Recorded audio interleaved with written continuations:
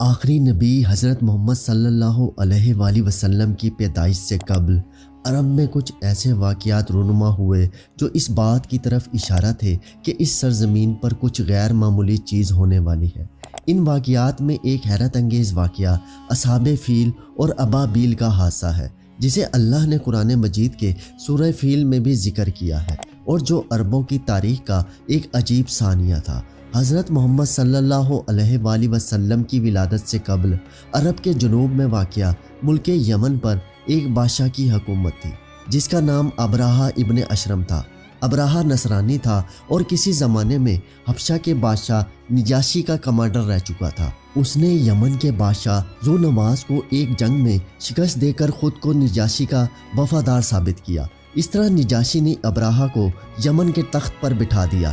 جب ابراہہ کو معلوم ہوا کہ عرب کے لوگ کعبہ کو نہایت ہی مقدس تصور کرتے ہیں اور ہر علاقوں سے لوگ کعبہ کی زیارت کے لیے مکہ کا سفر کرتے ہیں، تو اس نے یمن کے دارالخلافہ صنعاء میں ایک عظیم اور نہایت ہی خوبصورت گرجا گھر تعمیر کروایا۔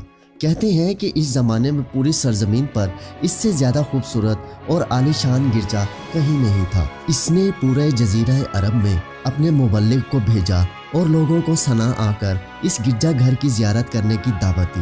دراصل ابراہہ کا مقصد یہ تھا کہ عرب کے لوگ مکہ کے بجائے یمن آئیں اور اس طرح صنعاء عرب کا مرکز بن جائے، ساتھ ہی کعبہ کی عظمت کو ختم کر کے اس گرجا کو مقدس بنا دیا جائے، تاکہ زیارت اور عبادت کے ذریعے مال بھی کمایا جا سکے۔ جب عرب کے لوگوں کو اس ارادے کا علم ہوا تو وہ طیش میں آ گئے اور بہت ہی غضبناک ہوئے، باوجود اس کے کہ عرب کے بیشتر قبیلے مشرک تھے، مگر وہ کعبہ شریف کی بہت ہی عزت اور احترام کرتے تھے، کیونکہ یہ جگہ حضرت ابراہیم علیہ السلام کے آثار اور مقام سے منسوب تھا۔ لہٰذا مشرکین عرب نے ابراہہ کے اس عمل کو اپنے دین کے لیے خطرہ جانا، خاص کر قریش مکہ اس سے بہت زیادہ خائف ہوئے۔ لہٰذا بنو کنانہ کا ایک شخص غصے میں یمن گیا اور ایک رات اس گرجے میں داخل ہو کر ایک حصے میں آگ لگا دی، جبکہ دوسرے حصے میں نجاست اور گندگی پھیلا دی۔ جب ابراہہ کو اس کی خبر ملی تو اس نے اپنا صبر کھو دیا اور مسیح کی قسم اٹھاتے ہوئے کہا کہ وہ اپنی اس عبادت خانے کی توہین کا بدلہ کعبہ پر حملہ کر کے لے گا۔ لہٰذا اس نے حبشہ کے بادشاہ نجاشی سے مدد طلب کی اور ہاتھیوں کا ایک عظیم لشکر منگوایا۔ وہ لشکر سمیت یمن سے روانہ ہوا تاکہ کعبہ کو ڈھا کر اس کا خاتمہ کر دے۔ ادھر عرب کے تمام قبیلے ابراہہ کے خلاف اٹھ کھڑے ہوئے اور اسے شکست دینے کے لیے میدان جنگ میں کود پڑے، لیکن ابراہہ کے اس عظیم لشکر کے آگے عرب کا ہر قبیلہ شکست کھاتا چلا گیا۔ بنو سلیم، بنو غطفان، بنو اسد اور بنو ثقیف جیسے بہادر قبیلوں نے بھی ابراہہ کے آگے ہتھیار ڈال دیے۔ جب ابراہہ کا لشکر طائف کے قریب پہنچا تو اس نے ایک دستہ مکہ روانہ کیا۔ جب وہ دستہ مکہ کے قریب پہنچا تو اونٹ دیکھے، لہٰذا انہیں غنیمت سمجھ کر اپنے قبضے میں لے لیا۔ یہ اونٹ قریش مکہ کے سردار جناب عبد المطلب کے تھے، جو حضرت محمد صلی اللہ علیہ وآلہ وسلم کے دادا تھے۔ ان اونٹوں کی تعداد 200 یا 400 تھی۔ جب یہ خبر عبد المطلب کو ملی تو آپ مکہ سے باہر آئے اور جہاں ابراہہ کا لشکر ٹھہرا تھا وہاں جا کر ابراہہ سے ملاقات کی درخواست کی۔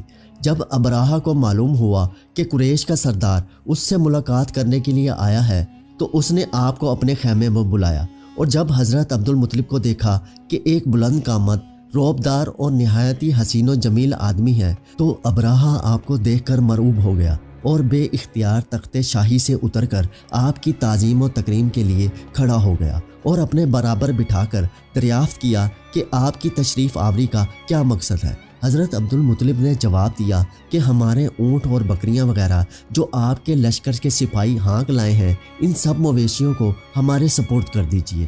یہ سن کر ابراہہ نے کہا کہ اے سردار قریش، میں تو یہ سمجھا تھا کہ آپ بہت ہی حوصلہ مند اور شاندار آدمی ہیں، مگر آپ نے مجھ سے اپنے اونٹوں کا سوال کر کے میری نظروں میں اپنا وقار کم کر دیا۔ اونٹ اور بکری کی حقیقت ہی کیا ہے؟ میں تو آپ کے کعبہ کو توڑ پھوڑ کر برباد کرنے کے لیے آیا ہوں، آپ نے اس کے بارے میں کوئی گفتگو نہیں کی۔ حضرت عبد المطلب نے کہا کہ مجھے تو اپنے اونٹوں سے مطلب ہے، کعبہ میرا گھر نہیں بلکہ وہ خدا کا گھر ہے، وہ خود اپنے گھر کو بچا لے گا، مجھے کعبہ کی ذرہ برابر بھی فکر نہیں ہے۔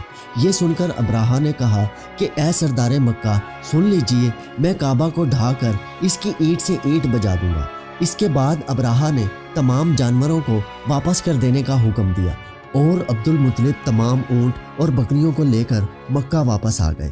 آپ نے مکہ کے لوگوں سے کہا کہ وہ پہاڑوں میں پناہ گزین ہو جائیں، لہٰذا مکہ کے تمام قبیلے مکہ سے باہر نکل گئے۔ صرف جناب عبد المطلب مکہ میں اکیلے رہ گئے۔ آپ نے کعبہ کا دروازہ پکڑ کر بارگاہ الہی میں کعبہ کی حفاظت کے لیے رو رو کر دعا مانگی۔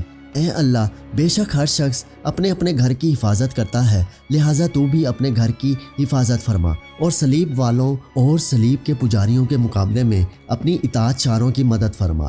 ابراہہ جب صبح کو کعبہ ڈھانے کے لیے اپنے لشکر جرار اور ہاتھیوں کی قطار کے ساتھ آگے بڑھا اور مقام مخمس میں پہنچا تو خود اس کے ہاتھی، جس کا نام محمود تھا، ایک دم بیٹھ گیا۔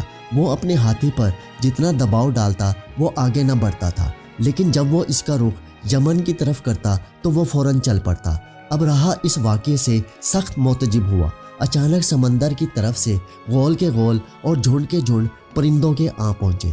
ابابیل کے اس لشکر کے ہر پرندے کے چونچ اور پنجوں میں کنکریاں تھیں۔ انہوں نے اس زور کی سنگ باری کی کہ ابراہہ کی فوج بدحواس ہو کر بھاگنے لگی، مگر کنکریاں چھوٹی چھوٹی تھیں۔ وہ قہر الہی کے پتھر تھے کہ پرندے جب ان کنکریوں کو گراتے تو وہ سنگ ریزے ہاتھی کے بدن میں چھتے ہوئے زمین پر گرتے تھے۔ ابراہہ کے لشکر میں بھگدڑ مچ گئی۔ ابابیلوں کی سنگ باری اللہ کے قہر و غضب کی ایسی مار تھی کہ جب کوئی کنکری کسی ہاتھی کے سر پر پڑتی تو وہ اس آدمی کے بدن کو چھیدتی ہوئی ہاتھی کے بدن سے پار ہو جاتی تھی۔ ابراہہ کے فوج کا ایک آدمی بھی زندہ نہیں بچا اور سب کے سب ابراہہ اور اس کے ہاتھیوں سمیت اس طرح ہلاک و برباد ہو گئے کہ ان کے جسموں کی بوٹیاں ٹکڑے ٹکڑے ہو کر زمین پر بکھر گئیں۔ اس واقعے کے بعد عربوں میں قریش مکہ اور کعبہ شریف کی اہمیت و عظمت مزید بڑھ گئی اور چند مہینے بعد ہی اسی سال نبی صلی اللہ علیہ وآلہ وسلم کی ولادت ہوئی۔ یہ سال عام الفیل کا سال کہلایا۔